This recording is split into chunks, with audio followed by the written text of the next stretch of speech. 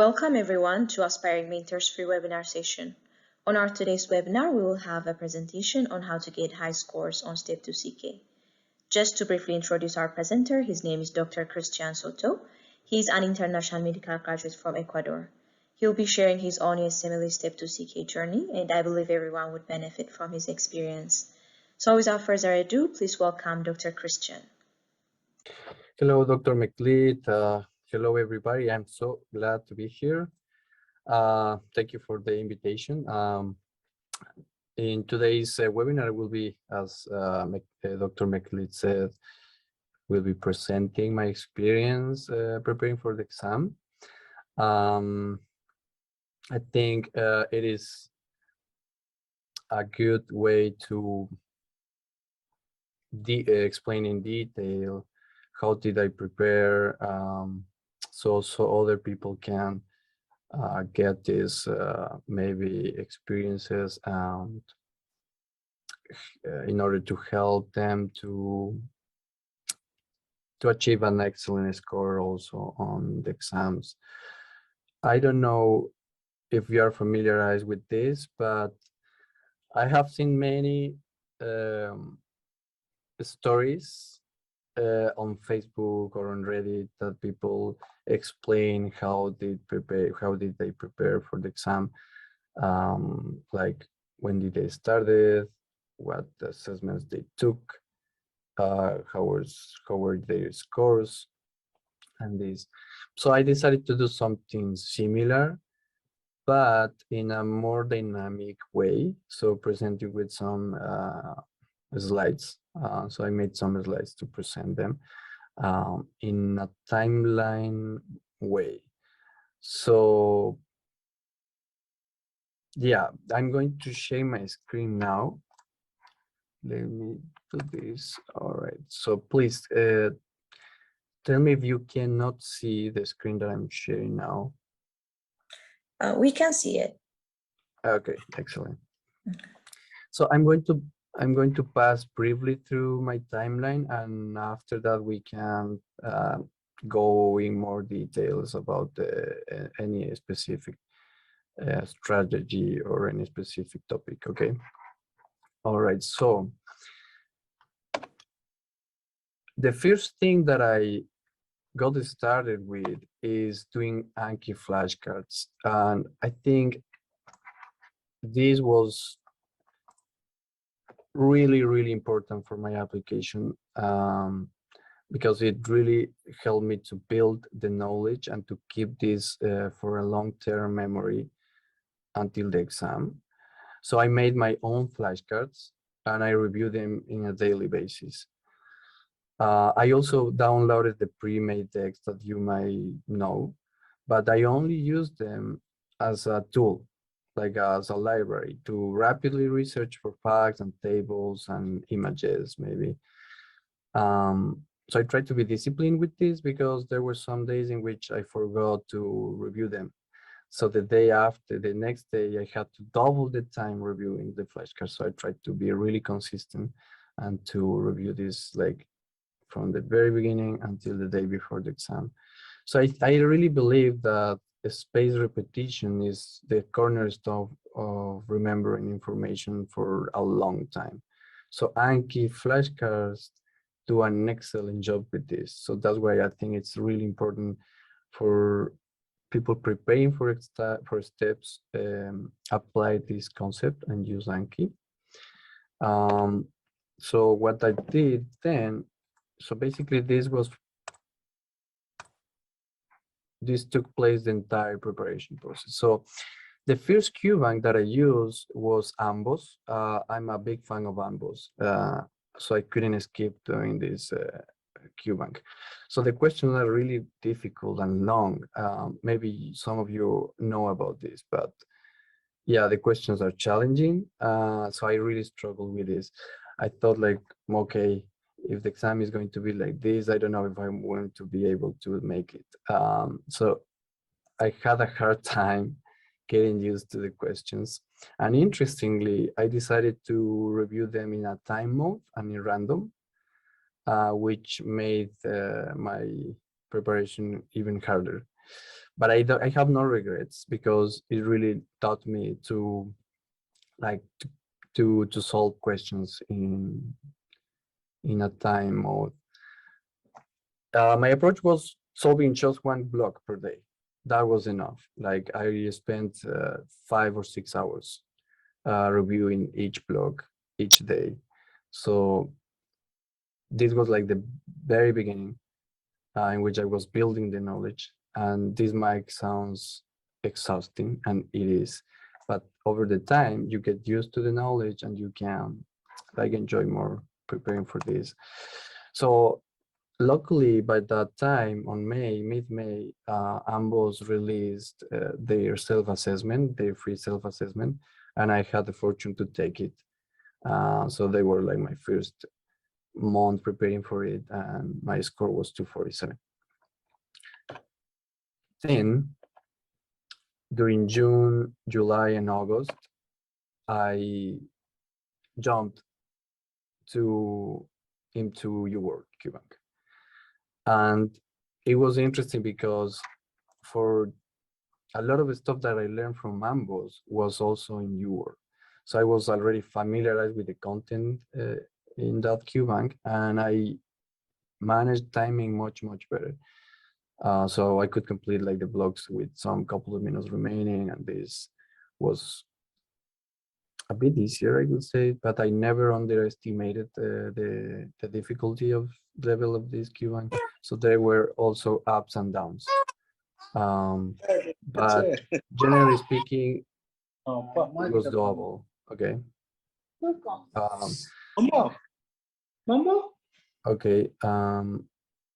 So in this time, I could solve 2 blocks per day, and I used to spend 6 hours reviewing the explanations. And I tried to review every single explanation, and even for the ground questions.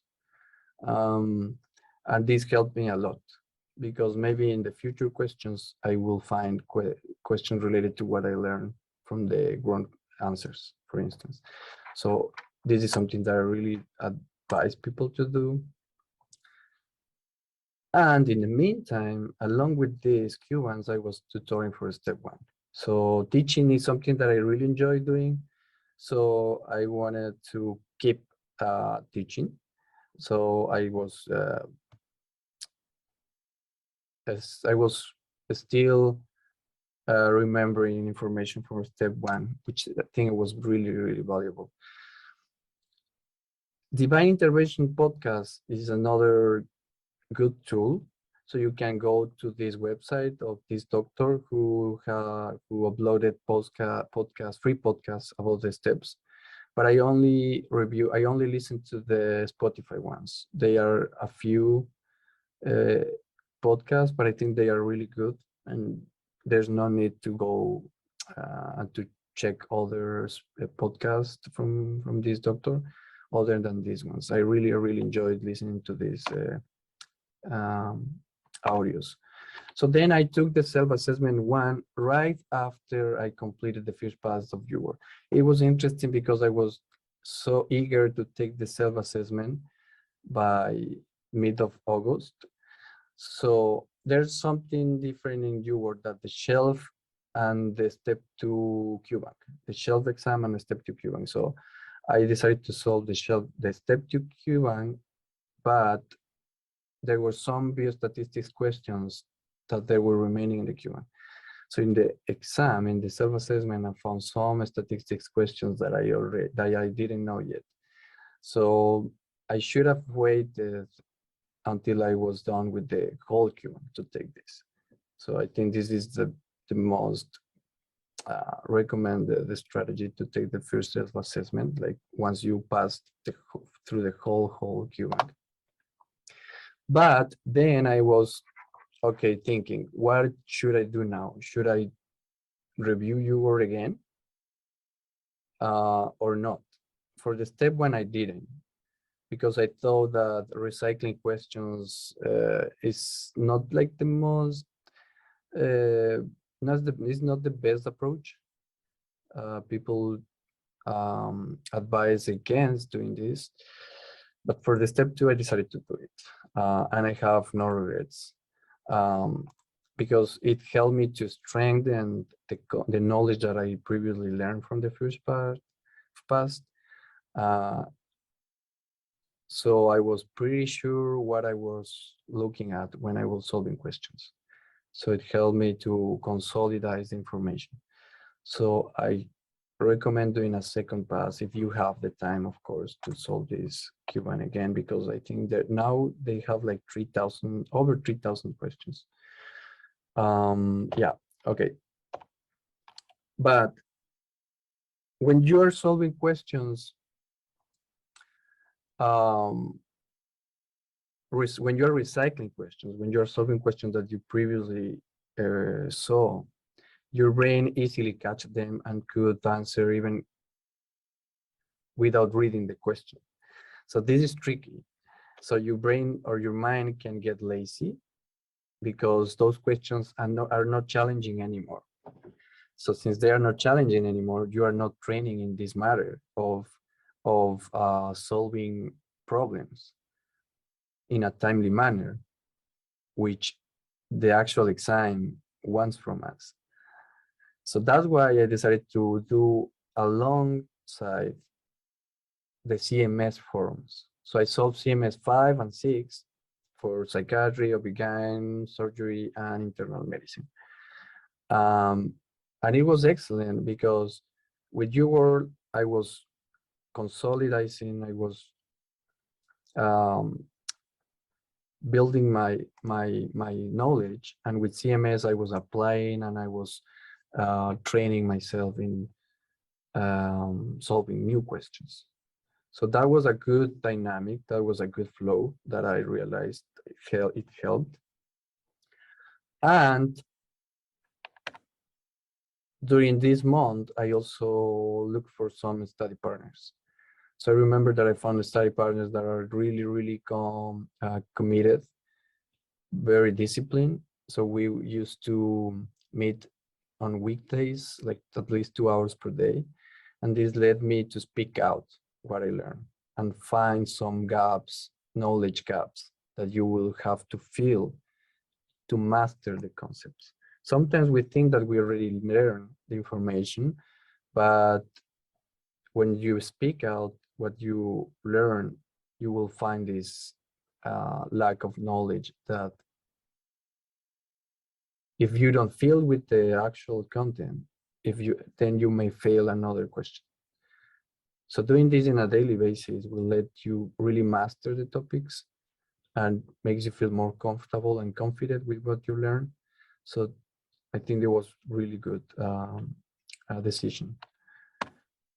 Then I decided to take more self-assessments, the offline ones, the old ones. So I took NBME 7 and NBME 8. These are my percentages, 88 and 89. And in October is the month that I took the exam. So by that time, I decided to take the self-assessment 2 and the free 120.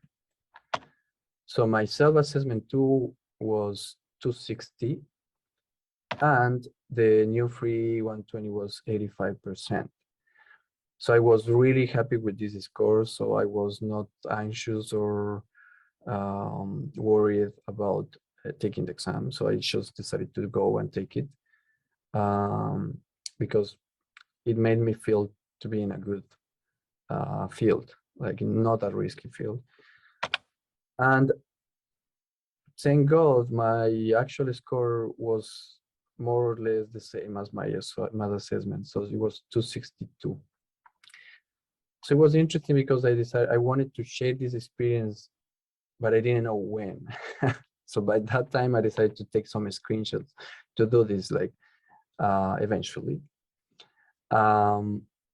So these are on the right hand, you can see my free 120 score, which is this one. And on the left hand, you can see the self-assessment 2 from UWorld. And my actual score was 262. This is my 6-month preparation experience. And I want to emphasize in 3 points, which I think are cornerstone for preparation to any step that you may implement in your approach, in your preparation. And the first one is spaced repetition. So you might or might not be familiar with this term, but what the spaced repetition wants to do is to keep information in your mind for a long time. So if you learn something today and you don't repeat that information in a spaced manner, you will eventually forget this. So it will be such a waste if you don't repeat that information, if you don't force your mind to repeat that information. Because if you learn today something and 6 months later you take the exam, maybe what you learned today is going to be on the exam. And if you don't repeat that consistently, you probably will fail that question. So that's why I really recommend using Anki. Make your own flashcards and use pre-made decks just as a library to find some key points, and maybe to move these flashcards to your personal deck, and then review them in a daily basis every single day. I think this led me to consolidate information, to be sure to be comfortable and confident with what I was learning. So my scores for the blogs rise like consistently. The other thing is solving Q-banks. So what you learn by solving Q-banks is to manage time. So you can be done with the 40-question Q-bank, with the 40-question blog on time, which is a really concern for us when I'm taking step 2, because the questions are really long. So you can learn that by solving questions. And the educated guess and test taking skills. So the more questions you do, the easier it will be for you to solve answers, to have a guessing of which answer is wrong and which answer might be correct, even when you are not sure about the answer. So these two key points can be addressed with solving Q-banks in a time mode and random. Otherwise, maybe you cannot take advantage of this. And the last one is the active recall. So the purpose of active recall is basically what I mentioned before. When you speak out what you think you learn, you confirm and you validate your knowledge, and maybe you can find some gaps that needs to be filled. So once you fill them, you really master the topic, and then you will be sure that this information will be kept longer. So these 3 things, based on my experience, are the cornerstone for the preparation. And I know there are like maybe the spaced repetition, like using Anki, required us to do another like meeting to explain in more detail, so you can really benefit from this. And active recall, well, it's not hard to find study partners. I think everybody who's preparing for the steps are really committed people, so you won't find difficulties looking for people to study with. So these are really important. And yeah, basically this is in summary my personal experience and my recommendations for people preparing for the exams. And I hope I was clear, and if not, please feel free to ask me anything so I can explain this a bit further. Yeah, basically that's it. So thank you for the time. Dr. McLeod. Thank you so much, Dr. Christian. It was a very interactive presentation, and thank you for sharing your amazing journey to us. So I'm sure it will be helpful for everyone who is going to or who is planning to take the exam soon. So we have few questions in the chat, also in my personal question. I mean, in my personal chat. So the first one is, did you do board and beyond in first aid step 1? For the step 1, first aid step 1. Okay. Yeah. No, I didn't watch boards and beyond videos for the step 2. I did for the step 1, but for the step 2, I didn't find this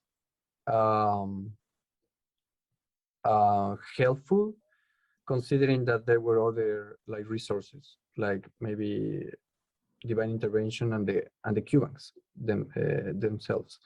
So I didn't do it. For the step 1, the boards and beyond is really good. And USMLE, first aid for USMLE step 1, I think I did somewhat or somehow, because as I said, I was tutoring for the step 1 the first 4 or 5 months. So in some way, I tended to use the book to review, to check information. So basically, I could say yes, but not like as an actual resource for my preparation. Maybe indirectly, I used to read and pass through the book for my lectures or for my tutoring sessions. Yeah. Okay, thank you so much for that. So our next question is, how many Anki cards did you do per day? That's an excellent question. I got started adding like 30 questions per day. But as you keep solving those and reviewing those flashcards, they rise. So during the morning, I reviewed like 50 to 60 flashcards that are like those that I have to recheck. And at the end of the day, since I was adding new flashcards from the blocks that I was solving, at the end of the day, I ended up adding like about 20 new flashcards. So in the morning, I used to review 50 flashcards or 60, and in the evening, before going to bed, I reviewed 20. So it was about 80 flashcards per day. Yeah, or 70. Okay, that's awesome. So the next question we have is, how to study for Step 2 CK, especially if you're planning to take the exam in around like 3 to 4 months. Is it possible to take it in 3 to 4 months? Yeah, absolutely it is. And it all depends in what your ideal score is and in what your step 1 knowledge is also. So if you want to score high and your step 1 knowledge is strong enough, maybe you will need a couple of weeks, because there are people who can do it like in a month or in 2 months because they have very solid knowledge from the step 1. So you can definitely do it, but you have to first assess yourself to see what your weakness areas are, and to know if you have the full time to work on this. So one thing that I didn't mention is that these all 6 months that I was preparing, I was doing some research, but mostly was dedicated for the preparation. So you also have to consider that. So if you are working or if you are doing other stuff, maybe you won't have like the time to focus entirely on the step preparation. So I think these two factors are key in order to like confirm whether or not you can do it. Your knowledge your ideal score, maybe 3, yeah, and your other duties, like other tasks, other things, other stuff that you are doing currently. Yeah, I completely agree because, it's mainly personalized according to each person's, individualized schedule, individualized if a person is working or is dedicating their full time to study. Yeah. And yeah, at the same time, I think, checking your progress by doing self-assessments like MBMEs or your self-assessments, that could definitely tell you whether a person is ready to take the exams in a short period of time. Exactly. Absolutely. Yeah, awesome. So the next questions we have is, are CMS forms important or helpful? And we also have another question similar, which is how to use CMS forms. CMS? Yeah. Okay, so could you repeat me, please, the first question? Okay, the first one is, are the CMS forms important or helpful? And at the same time, how to use those forms? Excellent question. Okay. So I find CMS forms really important in the sense that you can improve what I mentioned, time management and educating guessing. So the more questions you solve, the better. But you have to be strategic. So the problem with CMS is that maybe the explanations are not the best ones, like are not the more in detail. So you probably won't learn from them. You won't learn as you might do with your or with Amos, because the explanations are brief. So those are only to challenge your mind, to test yourself, to see where are you right now. So I definitely suggest doing this if you have the time to do. And at the same time, you can work on others, in other Q&As, as I did here. Like I was doing your second pass, and along with it, I was solving CMS forms. So it was like I think it was a very good strategy. So my mind was refreshing the information, was consolidating the information, and at the same time, I was applying that information into new questions.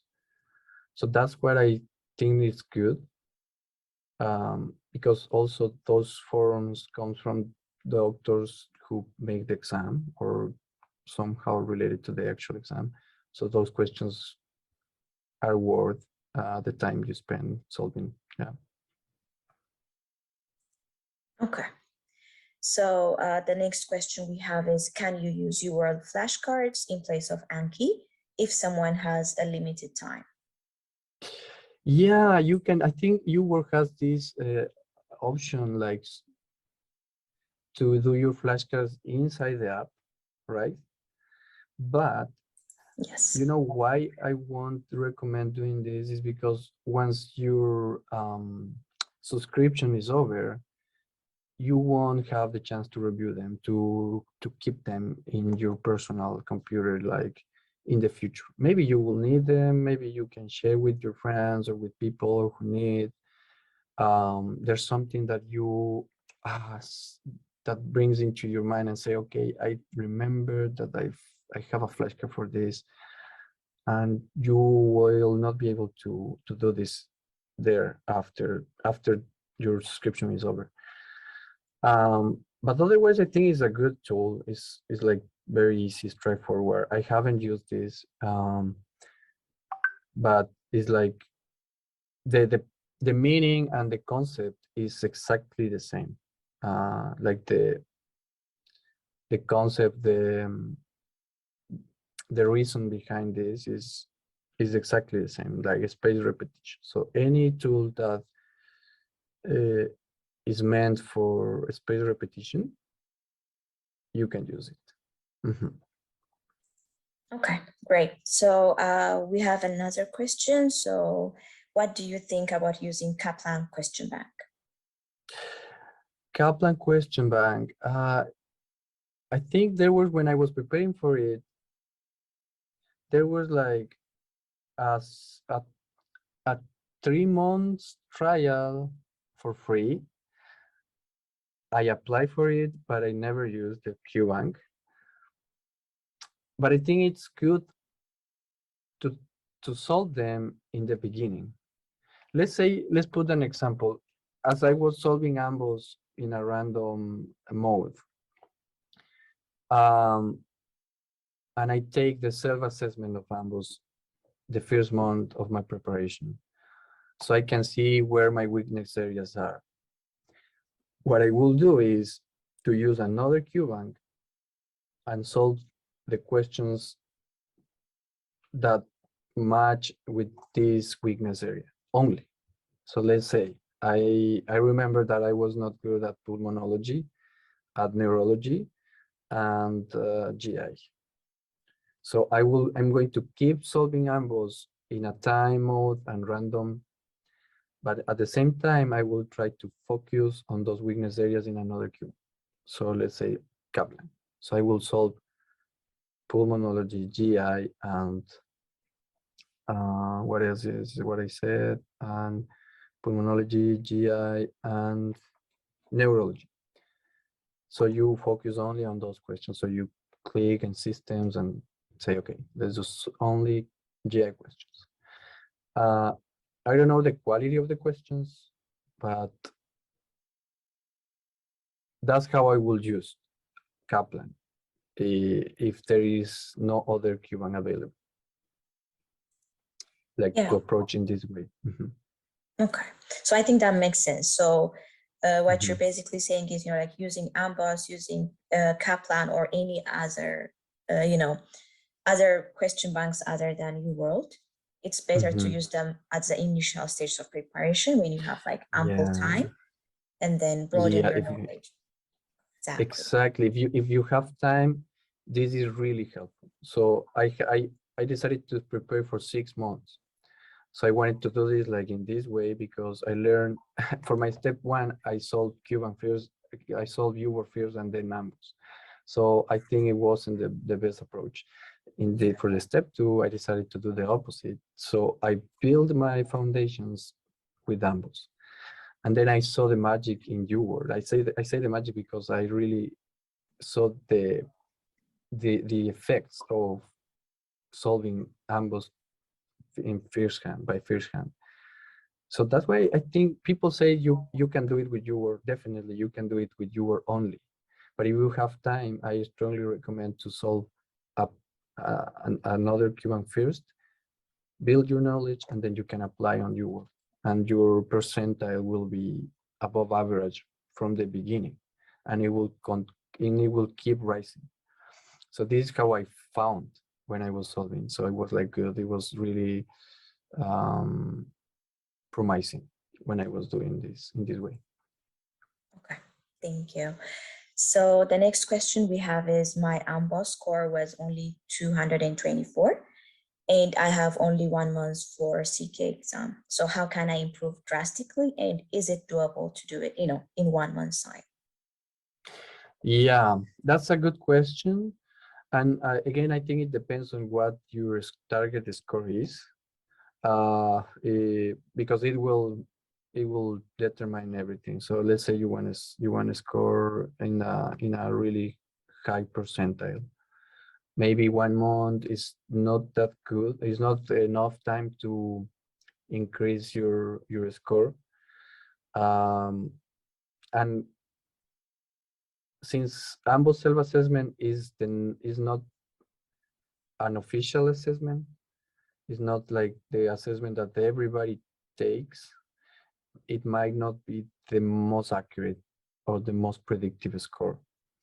So I won't rely on the AMBOSS, but I will try. If I cannot change my date, my exam date, I will try to take an MBME or UWorld self-assessment to be more sure where I am, in which area I am, like what my score is about. And then you can decide whether or not to postpone your exam, because I think the magic of spaced repetition comes when you do this regularly and during at least 3 months. Then you can find, like, because in 3 months you will know, you will be sure that there's these 3 months that you spend studying are, the knowledge is really strong. So in 1 month it's hard because there are still a lot of knowledge to learn. So it will be a bit harder to do it in 1 month based on my thoughts and my experience. So what I recommend is to take an self-assessment that could be UWorld or NBME, and based on that, you can think about what your target score is, what you want to get, and to look at how many questions from UWorld you still have to solve, and to do a schedule. Let's say there is 30 or 40% of my UWorld Cuban that I have to solve, that pending to solve. So let's say if in 1 month, can I complete this 30% or not? If I cannot, it wouldn't be a good idea to take the exam, because there are a lot of knowledge that you still need to learn. So probably it would be better to postpone the exam until you complete the whole Q1. Yeah. And I can imagine I can imagine you want to take this soon. I don't know if you're applying this in September. So if that is the case, I can imagine why you want to take this like soon. But since the score for step 1 changed to pass and fail, step 2 score is really important now. So I think you might want to be sure that your score could stand in a good position for your application. Okay, yeah, I think that makes sense. Having a target score is one thing, and then checking yourself with self-assessments, and if you are able to reach to your target score, then you can go ahead and take it, and if not, maybe postponing it a little bit until you get your target score might be realistic. Okay, so the next question we have is, how many blocks of UWorld questions do you recommend per day? Excellent question. It all depends on your previous knowledge. So at the beginning, for Rambo's Cuban, I used to solve 1 block, and that was a lot, like 40 questions. Sometimes I only solved 30 questions, and I couldn't review all of those questions. Like, it was so hard at the beginning because you are still learning, you are still filling a lot of gaps. But the point of the goal is to solve 2 blocks per day consistently. So that's what I did with UWorld. So with Ambos, I only solved 1 block per day, and that was a lot. When I jumped into UWorld, I could do 2 blocks, and I could review all those questions. So there are people who believe that the more questions, the better. The more questions you solve, the better. That's true. But the key point of solving questions is to really understand what you're reading, to really understand every single explanation, not only for the correct answer, but also for the wrong ones. So it takes time. What if because you want to solve 80 questions per day, you only read past through them briefly and very shallow? You probably won't learn properly. So when you will find another related question in the future, it is likely that you will miss again, you will fail again. And it's because your goal was to solve 80 questions. regardless of if you do it properly, because this is like the understanding or the perception that people say, the more questions, the better. But if you do this strategy with a strategy, like trying to understand every single word from the very beginning, from the first questions of the Q&A, you do your flashcards, you do you meet with your study partner, so you do active recall. You will be rising your knowledge, building your knowledge. So over the time, you will feel more comfortable solving questions, and maybe there will be questions that you don't have to check, you don't have to review, because you already learned before. So then you can rise the number of questions. But it all depends on the beginning. So in the beginning, you have to be patient, review, read everything, make as many flashcards as you need, review them consistently, speak out what you're learning. So over the time, you will be able to solve many questions, and you probably won't need to review some of them. So you will be able to solve 2 blocks in a day. So that's my perception of how many blocks per day. Okay. Thank you so much for that. So our next question is, if you have a system that you are weak in, how to improve on that system? Yeah, that's important, because it's frustrating when you are still failing on those questions, in this system.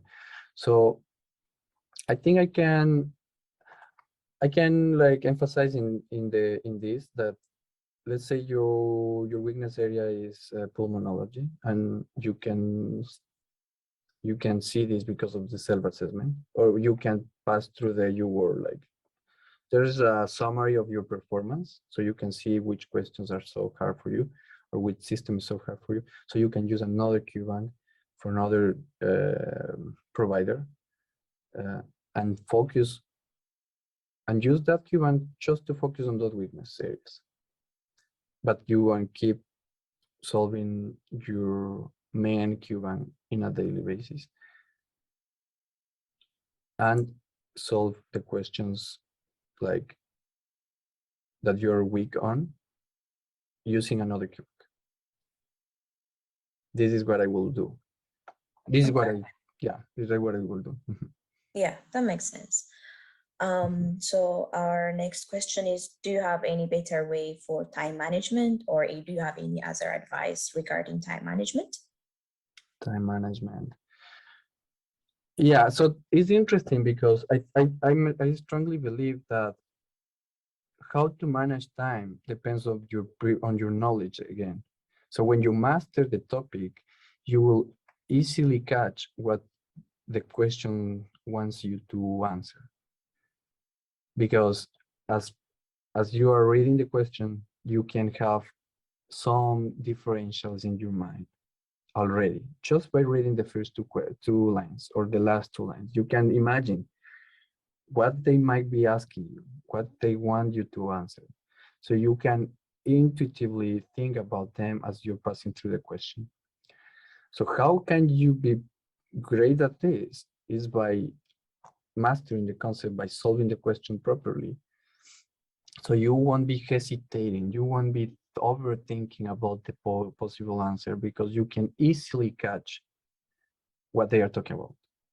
So it's hard, but I think based on my experience, this is how you can manage time. So you won't have to read over and over again, because you can instantly catch. So the information pops up into your mind easily, because you are learning properly by doing this space repetition, active recall, and giving the time for reading explanations. If you do this consistently, you will getting used to find new questions. Like, you will find reading the questions more enjoyable, and you can find easily the answers. So I think this is like key. This is a key point to consider. Okay. So I think the next question, I believe you've been trying, to share that with us. So the next question was about, like how to study for step 2. So I think that's a general summary, I believe. So you can, if you have something to say on that. How to study for step 2? Well, yeah, this is basically my timeline. How did I study for step 2? And if you match with my personal context, that which means I had like 6 months to focus entirely on the exam, who took the step 1 beforehand, this is that might help. So solving Q banks, speed repetition, and active recall is what I believe let me mastering concepts and enjoying taking the exam. Okay. So the next question we have is, which Anki flashcards do you recommend? Is it Zanki, or correct me if I'm saying it wrong, or is it like Tizanki with the T? Yeah, there are like a couple. There are a couple decks. I downloaded the Cheesy Dorian one and the Sankey, like T Sankey, both of them. You can find them on Reddit. It's a bit hard to find them though, but I will try to find for you because I believe that I share with this with some mentees in the past Yes. meetings. So I think I can find them and I will send to you so you can share with the attendants, with the people who are here. I don't know, via an email maybe. Yeah. So download both, but only use them as a library, like a way to look for some keywords. So let's say I don't understand whatever topic in your word. It's not clear to me. Let's go to Anki, search for keywords, only keywords, and then you will find some flashcards. And one of them you might like most. You make some changes, make additions, make screenshots, any algorithm, any table you incorporate in that flashcard, and then you move this to your personal deck. And this is like the dynamic. This is the flow of solving questions, reading explanations, and making flashcards. At the end of the day, you are going to review those flashcards, and this is how it's going to work until the day before the exam. Okay. Yeah, I think that makes sense. So we have another follow-up question. So can you share the deck that much more important than step 1? So yeah, what's your take on that? Yeah, that's true. That the step 1 is now pass and fail, and step 2 is going to be like the new step 1 filter. My thoughts about this. You can definitely take this before step 1, but I think that your performance will depend on your background knowledge. So if you have a strong foundations on the basic concepts, you will be fine. But if not, for instance, in my case, when I was preparing for the step 1, I realized that I lacked a lot of knowledge. So I couldn't imagine if I would take if I took the step 2 first. So depending on what your background knowledge is, you can decide this, if whether or not to take first. And if, let's say, if your background knowledge for the basic science, for step 1 knowledge, is not that good, just to say a word, I would recommend to prepare for step 1 first and then jump to the step 2, because there are a lot of concepts that needs an understanding that comes from step 1. So it will be easier for you to understand the information. So you won't be lost, you won't get lost, you won't be confused. You can like catch what they are talking about easily. And yet, if you don't take a step 1 and you want take step 2 first, you can do it anyway, but maybe you will need more time.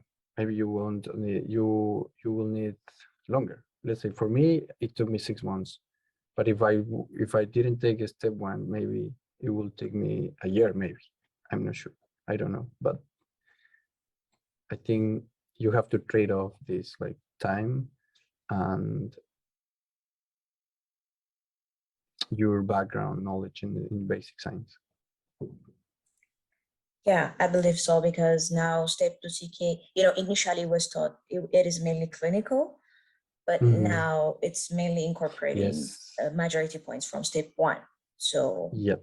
yeah. So Absolutely. reading for step 1 might be, your way of preparing for step 2 CK also, I believe. Absolutely. Yeah. So the next question we have is, so the upcoming match is approaching. So when do you think is the ideal time to take step 2 CK, so that people, maybe applicants could be ECFMG certified and ready to apply for the coming match?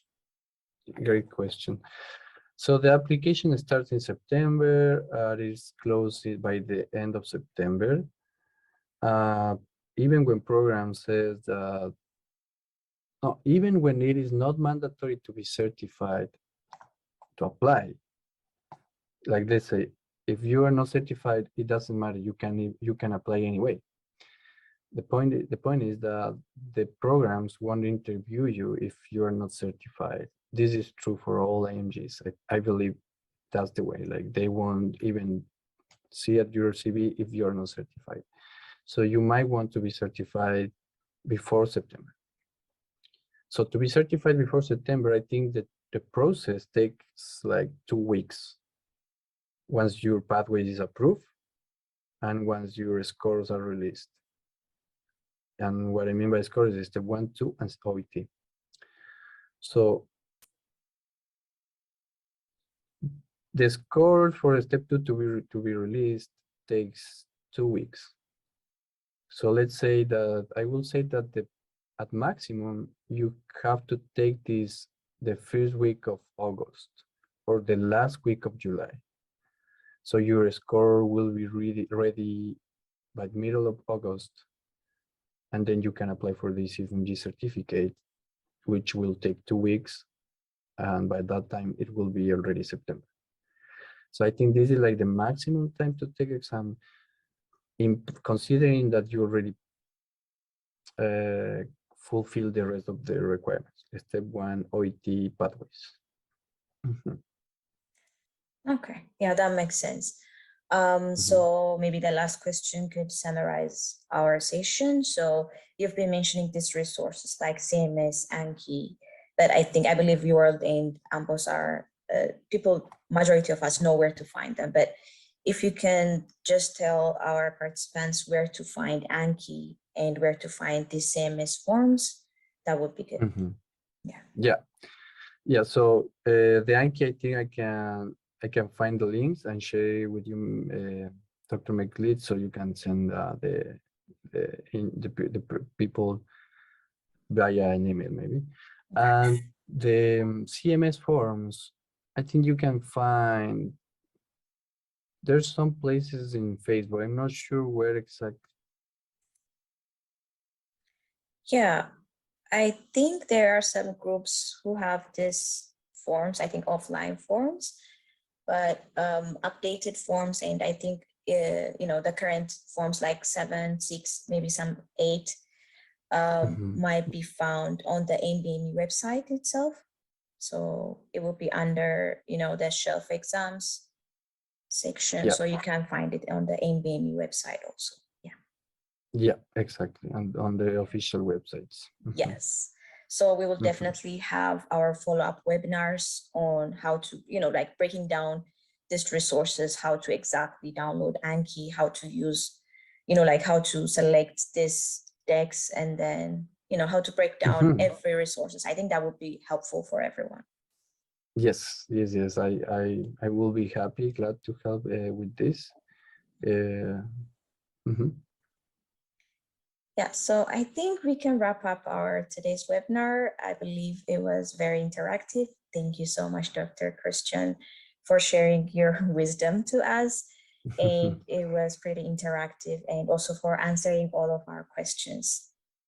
Yes, thank you, Dr. McLeod. I'm so glad to be part of this. And yeah, we've been working on this for some months, but I think this is something new. I'm excited with this, and yeah, you can contact me whenever you want, and I will be happy to help you as much as I can. And I think just to finish my intervention, this journey is so challenging that sometimes we feel that we are alone, lost, we can't do this anymore. But I think with the discipline and the um, motivation, but yeah, so um, you can you can find some support in these kind of platforms like Aspiring Mentors program. We are like glad to help you to support IMGs in achieving their goals. So I'm happy. I'm glad to be part of this project. And yeah, if you have people that might benefit from this, don't hesitate in invite them. And if you want to be mentors, also I think is the doors are open. Right, Dr. McLeod? Mhm. Yes, that's correct. So thank you so much for that. Yeah, we have our platform, Aspiring Mentors. It's mainly a group of international medical graduates who are here, to help each other. So we'll be learning when we are teaching our students, and our students will also be grasping knowledge from our mentors. So if anyone is interested to become a student, everything is free. We have free high yield sessions for step 1, step 2 CK and OET. And if anyone is interested to teach or mentor students, we are still open for mentors for step 1, step 2 CK and OET. So I have shared the website on our chat section. Anyone who is interested can go ahead and then apply there. So thank you so much, everyone, for attending the session.